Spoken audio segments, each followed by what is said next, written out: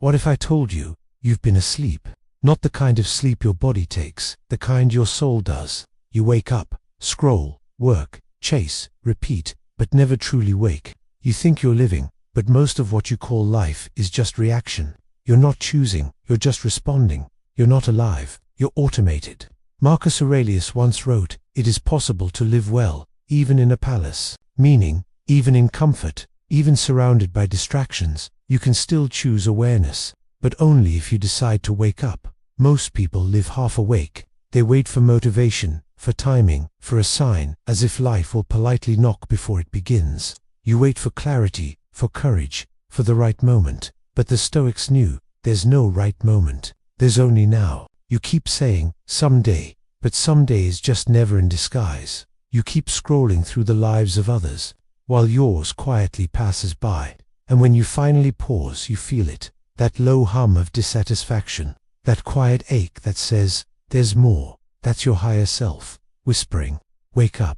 You were not born to drift. You were born to direct. The Stoics called it your inner citadel, the part of you that no storm can reach. It's the fire within you that refuses to go out, no matter how long you've ignored it. You think you need motivation. You don't. You need to remember. Remember the strength that's already there. Remember the discipline you buried under excuses. Remember that no one is coming to save you, and that's your power. Because once you stop expecting rescue, you start building yourself. Look around. Everyone's busy. Everyone's talking about growth, success, peace, but very few are actually changing. Why? Because change demands sacrifice, and comfort is addictive. You scroll through quotes about resilience, but avoid the pain that builds it. You envy people who are disciplined, but flee the boredom that creates it. You want results, but reject the repetition that requires it. The Stoics didn't preach comfort. They practiced clarity.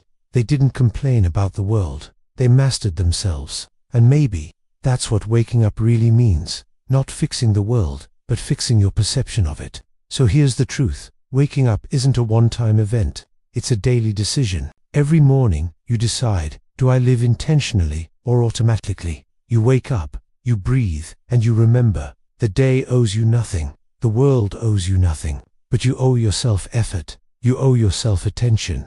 When your mind drifts, pull it back. When fear whispers, move anyway. When excuses rise, watch them and act despite them. That's Stoicism in practice. That's what awareness feels like. So ask yourself, if this moment was the only one you had left, would you be proud of how you're spending it? Because life isn't waiting. Time doesn't stop when you hesitate. You don't need another plan. You need to wake up, right here, right now. Because the version of you you're meant to be is already awake.